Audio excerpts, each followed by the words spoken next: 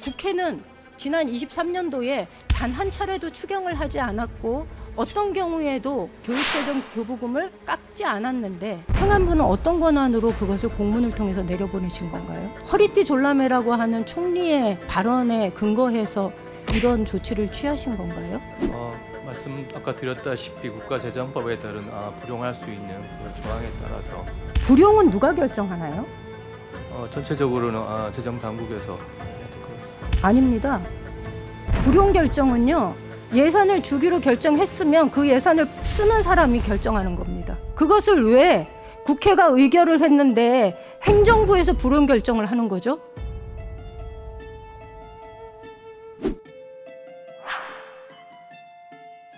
부총리님께 잠깐 박수민 의원님 질의와 관련돼서 한 가지 좀 확인을 하고 싶습니다. 네네. 소득세율 내리진 않은 거 맞습니다. 맞죠? 아까 소득세율 인하했냐 이렇게 안 하셨다 이렇게. 네네. 예, 안 했습니다. 네. 그런데 구간 조정은 했습니다. 맞죠? 네, 구간 조정은 네. 좀 했습니다. 네. 예, 그다음에 양도소득세의 경우 고가 주택에 대한 양도세 인하 조치는 있었습니다. 맞죠? 네, 뭐 예. 미세 조정은 있었습니다만 그게 법인세율은 1% 내렸는데 이 1% 내린 거 가지고 24.6조가 줄어드는 게 말이 되냐라고 얘기를 했는데 그거는 아니라고 이야기하셨습니다. 네, 그렇습니다. 예. 네. 그런데 법인세율은 1% 내렸지만 실제로 법인세를 과세 대상을 계산하는 방식은 바꾸셨습니다. 그러니까 영업소득과 영업외소득에서 해외 자회사 배당금, 입금 불산입 제도를 도입해서 영업소득에서 마이너스가 났어도 영업외소득에서 플러스가 났을 경우에 그것을 합산해서 법인세를 부과하는 방식에서 영업외소득 부분을 뺀 거지요. 그렇기 때문에 과세 대상이 줄었다라고 저는 이해하고 있는데 맞나요? 네, 일부 그런 부분 적절한 말씀 예. 네. 그래서 잘못하면 우리 국민들께서 아무것도 바뀐 게 없는데 경기가 안 좋아서 세금이 덜 거친 거 가지고 왜 정부에다 탓을 하냐라고 오해하실까 봐 한 가지 짚고 넘어가는 겁니다. 저도 한 말씀만 드리겠습니다. 네, 네. 짧게 해주시면 좋겠습니다. 한 말씀 드린 거죠. 아까 전체적으로 제가 박수민 의원 말씀에 동의한 이유는 네. 전체적으로 저 세수가 감소된 것은 결손이 난 거는 저희가 안타까운 일이지만 그 자체가 네, 네, 세입 예산 맞습니다. 우리가 지금 말씀하신 그런 제도는 모두 저기 세입 예산에 반영이 된 사항입니다. 네. 그렇기 때문에 56.4조에 대한 내용이 우리가 세법 개정에 따른 효과가 예, 맞습니다. 아니라고 말씀드립니다. 네, 네. 그것도 제가 이해를 했고요. 아까 질의 내용과 관련해서 국민들이 오해할까 봐 한 가지 짚고 넘어가려고 하는 겁니다. 굉장히 안타까운 건 그런 상황에서 저희가 23년도 결산을 해보니 56.4조라는 역대 최악의 세수 펑크가 발생했다는 건 분명한 사실입니다. 그렇죠? 그리고 이거는 재정을 운영하는 입장에서 총리께서도 굉장히 고생하셨고 기획재정부 장관께서도 굉장히 고생하셨다는 생각을 합니다. 제가 보니까 지난 10년간의 자료를 보니까요. 저렇게 많은 세수 펑크가 난 적이 없어요. 17년도에 14.3조, 그다음 18년도에 25.4조 정도가 났고 그리고 23년도에 56.4조의 마이너스가 생겼으니까 분명한 거는 정말 많이 세수 펑크가 발생했다라는 겁니다. 그러면 의문이 생깁니다. 22년도 말에 우리는 국회에서 예산 심의 의결을 했고 그런 후에 재정을 운용하는 과정에서 56.4조의 펑크가 발생했는데 그럼 이 펑크를 어떻게 행정부가 처리했느냐, 어떻게 대응했느냐라는 것에 대해서 좀 의문을 가질 수밖에 없습니다. 저는 그래서 그 부분에 대해서 좀 이야기를 해보고자 합니다. 자료 한번 볼까요? 이 23년도부터 22년 세법 개정에 의해서 23, 24, 25, 26, 27년도 5년간의 누적을 보면 지속적으로 아무래도 세금은 줄어들 것 같습니다. 그런데 다음 자료 한번 보겠습니다. 이 세수 결손의 65%가 어디에서 발생하냐면 법인세와 양도소득세에서 발생한다는 것이 재정 전문가들의 분석으로 나와 있는데 동의하십니까? 총리께서는? 동의를 합니다만 네. 한마디 말씀드리고는 그는 어느 나라든지 네. 22년도, 23년도는 글로벌 복합이익입니다. 아, 맞습니다. 그에 따라 나오는 세수의 영향은 네. 그 기업의 영업이익이 감소되고 그다음에 자산 시장에 충격을 오기 때문에 어느 나라 동일한 네. 현상입니다. 제가 그 말씀드리냐면, 부분을 부정하는 건 네. 아닙니다. 예, 굉장히 글로벌 위기 상황에서 굉장히 어려운 상황이 있다라는 것을 전제하고 그리고 말씀을 드리는 겁니다. 56.4조의 이 펑크가 발생했을 때 그러면 우리는 어떻게 대응했느냐라는 관점에서 저는 이야기를 드리는 거지, 이 56.4조의 세수 펑크가 왜 발생했느냐에 대해서는 제가 지금 이 시간에는 질의를 드리지 않을 계획입니다. 왜냐하면 제 뒤에 다른 의원들께서 다른 질의를 통해서 이 부분에 대해서는 이 질의가 있을 거라고 생각하기 때문에 저는 기초의원부터 시작해서 도의원 여기까지 왔습니다. 그러다 보니 이해할 수 없는 것이 세수 펑크 발생했을 때 왜 이렇게 대응하지라는 의문이 있어서 그 부분에 대해서 질의를 하려고 하는 거니까 좀 들어주시면 고맙겠습니다. 제가 알기에요. 국가재정법 88조에는 국세 감면에 대한 제한이 규정을 두고 있습니다. 그런데 표에서 보시다시피 23년도부터 보면은 국세 감면율의 법정 한도를 지금 초과하고 있습니다. 한도는 23년도 법정 한도는 14.3%인데요. 감면율은 15.8%입니다. 24년도 법정 한도는 14.6%입니다. 그런데 감면율은 15.3%입니다. 23년도 감면액은 69.8조고요. 24년도 감면액은 71.4조입니다. 저는 총리께 질문 좀 드리겠습니다. 이렇게 국세 감면액이 3년 연속 법정 한도를 초과해서 운영되고 있는 것은 국가재정법을 어기고 있다는 거 저희는 보고 있는데 총리 인정하십니까? 제가 저 국가재정법에서 정하는 그 한도를 어떻게 대응해야 되는가 하는 것은 경제부총리로 하여금 좀 답변을 좀 드리겠으면 합니다. 다만 아까 우리 그 예결위 전문위원님도 말씀하셨지만 당초에 저희가 그 예상했을 때의 경제 성장률은 1.6%였고요. 네, 아니 그 노력하셨다는 것을 부정하는 게 아니고요. 예, 잠깐만요, 제가 질문을 드리겠습니다. 그거는 이제 국제적으로 결국 금리가 제가 국제 경기와 한국의 경기 상황이 달랐다라든가 국제 경기는 좋았는데 한국 경기가 나빴다라든가 이런 얘기를 드리는 게 아닙니다. 펑크난 세수를 행정부는 어떻게 처리했느냐라는 것에 관점을 두고서 말씀드리는 거니까. 법에 의하면 국가재정법에 의하면 국세 감면액에 대해서는 명확하게 법정 규정을 두고 있습니다. 그런데 23년도부터 이것이 법정 한도를 초과돼서 운영되고 있다면 이것에 대해서 인지하고 계셨는지를 확인하는 겁니다. 네, 그거는 아마 규정을 정확하게 보시면은 아마 그 재정법이 그 퍼센티지를 넘으면 안 된다 이렇게 돼 있지가 아마 않을 겁니다. 그 퍼센티지를 뭐 넘지 않도록. 총리께서 지금 답변하시기 어려우시면 네, 우리 경제부총리께서 네, 답변하시죠. 뭐 국가재정법상 이런 조항에 대해서 제가 준수를 못한 거에 대해서는 안타깝게 생각합니다만 이 조항을 물어보시니까요. 네. 88조의 경우에는 기획재정부 장관은 이 비율이 대통령이 정하는 비율 이하가 되도록 노력하여야 한다 이렇게 되어 있습니다. 그래서 이 조항 자체는 물론 제가 권고라고 해서 제가 이걸 갖다 가볍게 본다는 뜻은 아니고요. 이 의원님께서 물어보시니까 이 조항 자체는 그렇게 되어 있습니다. 예, 그 노력하여야 한다라는 거죠. 예. 그런데 그 얘기는 의무를 소홀히 해도 된다라는 얘기하고는 차원이 다른 문제라는 얘기를 좀 드리고 싶습니다.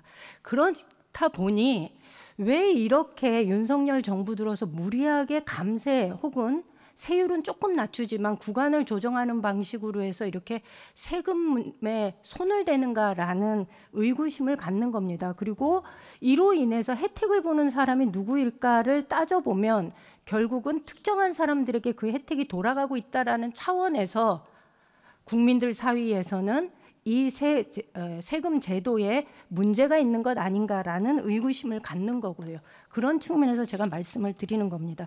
그런데 세수 결손을 어떻게 처리했는지 한번 살펴보겠습니다. 다음 자료 보시겠습니다. 세수 결손을 어떻게 처리했냐면요. 지방에 내려보내야 할 돈, 지방에 내려보내겠다고 약속한 18.6조 안 내려보내셨고요. 공공자금 관리기금 예수이자 8.6조 원 지급하지 않았고요. 그리고 우체국 보험 적립금 2,500원 땡겨 썼고요. 타 회계나 기금에 보내야 할 돈 6.2조 원 지급하지 않았습니다. 그 어느 것 하나 문제 없는 것은 아니지만 지방 교부세와 지방 교육재정 교부금이 삭감되었다는 것은 지방에서 살림을 살아본 경험이 있는 저 같은 사람에게는 이건 매우 심각하게 받아들여지고 있는 겁니다. 2023년 9월 18일 날 다음 자료 보여주시겠습니까? 총리님께서 추경은 동의하기 어렵다. 정부와 국민이 허리띠 졸라매야 된다라고 얘기를 하셨고, 그리고 기재부에서 9월 18일 날 윤석열 정부의 이 2023년 세수 재축의 결과 및 재정 대응 방향에 대한 대책을 발표하셨습니다. 그런데 이때 공문에 보면 이런 얘기가 나옵니다. 지방교부세가 세수 감소에 연동해서 지급되어야 되기 때문에 23조 원가량 줄어들 것이다 라고 얘기를 합니다. 그러면서 추경 없으니까 아껴 써라 이렇게 얘기합니다. 그런데 제가 알고 있는 예산은요, 국회나 지방의회에서 의결이 되면 그것을 최대한 집행하는 권한이 있고요. 아까 존경하는 강승수 의원님께서 이야기하신 것처럼 오른쪽 주머니에 있던 것을 급하다고 왼쪽 주머니에 옮겨놓고 뺏어 쓰고 하는 것은 가정에서는 그럴 수 있는 것입니다. 그런데 국가에서 이렇게 행위를 하면 안 되는 이유는 국회가 의결한 예산에 기준해서 17개 시도와 234개의 시군구에서 예산을 편성하고 집행해서 그 다음 해에 예산을 쓰고 있다는 겁니다. 그렇기 때문에 국회가 어떤 의결을 했느냐는 것은 굉장히 중요한 문제인데 9월 달에 갑자기 지방을 향해서 교부금을 내려보내지 않겠다, 추경 없다 이렇게 이야기하신 겁니다. 9월 27일 날 행안부에서 자치단체 업무 연락을 통해서 23년 당초 예산액에서 보통교부세는 16.0%, 부동산 교부세는 18.3%를 조정할 거고 그 사실을 시도를 경유해서 시군구까지 안내했습니다. 행안부 장관님 지금 나와 계신가요? 차관님 계신가요? 네, 차관 있습니다. 네, 9월 27일 날 이런 공문 내려보내신 적 있으신가요? 예, 전자문서로 통해서 내려갔습니다. 전자문서로 내려보냈나요? 아니면은 전자문서로 갔습니다. 문서로 내려가셨나요? 문서는 어떤 권위를 갖나요? 권위라고 하시면 문서가 갖는 그러니까 법적인 이 권한을 얘기하는 거죠. 말씀 주신 것처럼 네. 국가 재추계에 따라서 관련 내용들을 사전 안내를 했고요. 그 관련된 내용을 다시 한번 안내를 해준 것입니다. 그 발표는 있었고 국회에서 예산을 의결한 것은 교부금을 정상적으로 내려보내는 것으로 의결을 했는데 어떤 권한으로 27일 날 시군구까지 교부금을 깎아서 내려보내겠다라는 통보를 하신 건가요? 국가재정법에 있는 불용하는 그 권한에 따라서 안내를 한 것입니다. 그러면 일반적으로 불용하게 되면은 추경을 통해서 불용을 결정하고서 예산 집행을 조정하는 것이 상식 아닌가요? 국가재정법에 관련 내용이 있는 것으로 알고 있습니다. 예. 국가재정법에 그렇게 되어 있지 않습니다. 그러니까 교부금이 만약에 교부금이 적게 내려갈 거면 광역 시도에서 예산을 새롭게 편성을 합니다. 그래서 우리는 교부금이 줄 것에 대비해서 이것은 사업을 삭감하겠다, 조정하겠다라는 얘기를 하고 결정한 다음에 의회 의결을 통한 다음에 예산을 집행합니다. 그런데 국회는 지난 23년도에 단 한 차례도 추경을 하지 않았고 어떤 경우에도 교부금이나 교육재정 교부금을 깎지 않았는데 그것에 대해서 조정하지 않았는데 행안부는 어떤 권한으로 그것을 공문을 통해서 내려보내신 건가요? 허리띠 졸라매라고 하는 총리의 그 발언에 근거해서 이런 조치를 취하신 건가요? 말씀 아까 드렸다시피 국가재정법에 따른 불용할 수 있는 그 조항에 따라서 관련 사항을 안내한 내용입니다. 불용은 누가 결정하나요? 전체적으로는 재정 당국에서 해야 될 것 같습니다. 아닙니다. 불용 결정은요. 예산을 주기로 결정했으면 그 예산을 쓰는 사람이 결정하는 겁니다. 그것을 왜 국회가 의결을 했는데 행정부에서 불용 결정을 하는 거죠?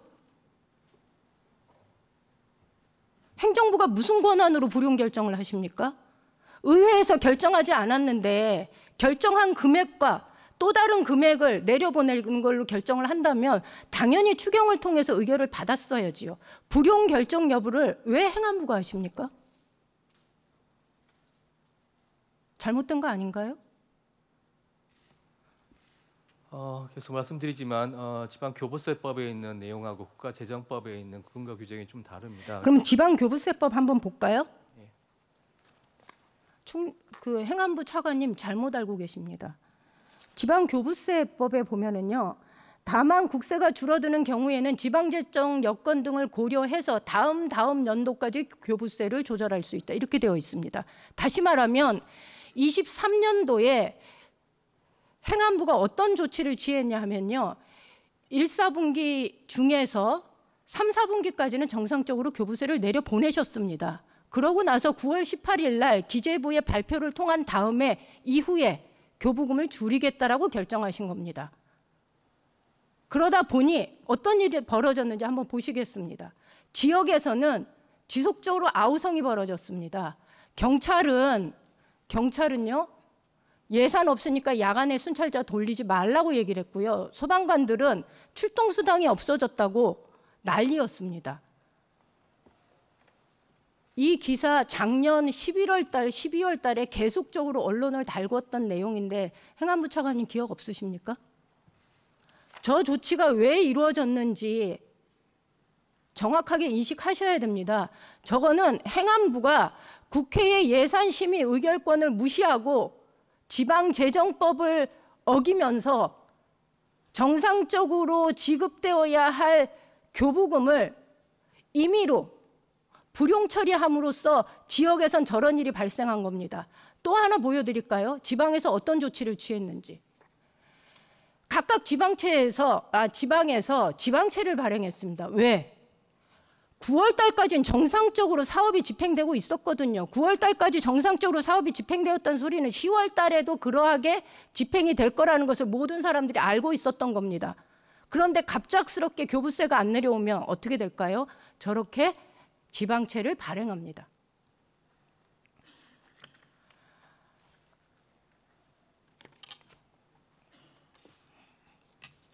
제가 이해하지 못하는 거는 총리님께 좀 물어보고 싶습니다. 총리께서는 여전히 추경을 편성하지 않은 것에 대해서 저는 아직도 이해를 못하겠는데 왜 편성하지 않으신 건가요? 분명히 의원님 걱정과 우리 집행한 것에 대한 그런 여러 가지 의견이 있으실 수 있다고 생각합니다. 그러나 재정 당국의 입장에서는 이거를 추경을 하게 되면 결국 국채를 늘리는 것 이외에는 딴 방법은 없기 때문에 총리께서는 잠깐만요. 총리께서는 지금 국채를 발행할 수밖에 없어서 국가 재정에 부담이 될까 봐 추경을 하지 않았다라고 말씀을 하시는데 일반적으로 세금이 덜 거치면 국채를 발행이 아니라 부득이하게 세출을 줄이는 방법도 있는 겁니다. 그것에 대해서 지방정부에 명확하게 정상적인 과정을 통해서 우리가 부득이하게 세출을 줄여야 되고 지방세가 이러이러하다라고 얘기를 해야 되고 그래서 우리가 교부금을 내려보내지 못한다라고 얘기를 하셨어야 되는데 그러한 조치를 하지 않으신 겁니다. 이거는 저는 보면서 지방의원을 해본 나도 이해하는 건데 국가를 운영하는 사람들이 이거 완전 아마추어 아닌가라는 생각이 좀 들 정도로 그리고 추경은 없다라고 얘기한 대통령의 그 발언이 행정부 전체의 재정 운영에 있어서 법도 내버리게 만드는 그런 결정을 하게 된 게 아닌가라는 생각을 하는데 어떻게 생각하십니까? 우선 지금 의원님께서 걱정을 하신 그 여러 가지 요인들은 국회에서 예산을 통과시켜 주시면서 행정부는 이 예산이 제대로 쭉 그 예상한 대로 못 갈 수가 있으니까, 예를 들면 뭐 기금 같으면은 뭐 20% 내에서는 그 세출 계획을 재조정할 수 있다든지 여러 가지 소위 유연성 조항을 만들어 주셨습니다. 그러니까 행안부 차관이 얘기하는 거는 그런 모든 국회에서 만들어 주신 그런 유연성 내에서 정부로서는 빚을 낼 것인지 아니면 추경을 해가지고 그거를 총리께서 것인지. 이후에 왜 추경을 하지 않고 임의로 그렇게 교부금을 삭감 불용 처리했는지에 대해서 서면 답변서를 주시고요. 제가 시간이 짧아서 확실하게 말씀을 드릴 수 있는 건, 추경이 편성되지 않았으면 교부세를 임의로 조절할 수 있는 권한이 행정부엔 없습니다. 그로 인해서 헌법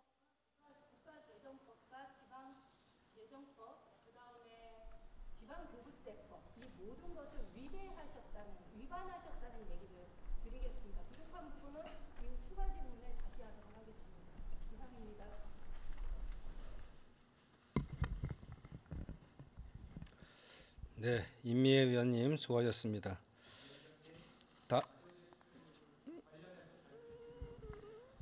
네, 허영 간사님 말씀하십시오. 네, 존경하는 우리 임미애 의원께서 지방교부세 불용 관련해서 질의과정 속에서 행안부 차관이 문서로 시행했다라고 하는 답변을 했습니다.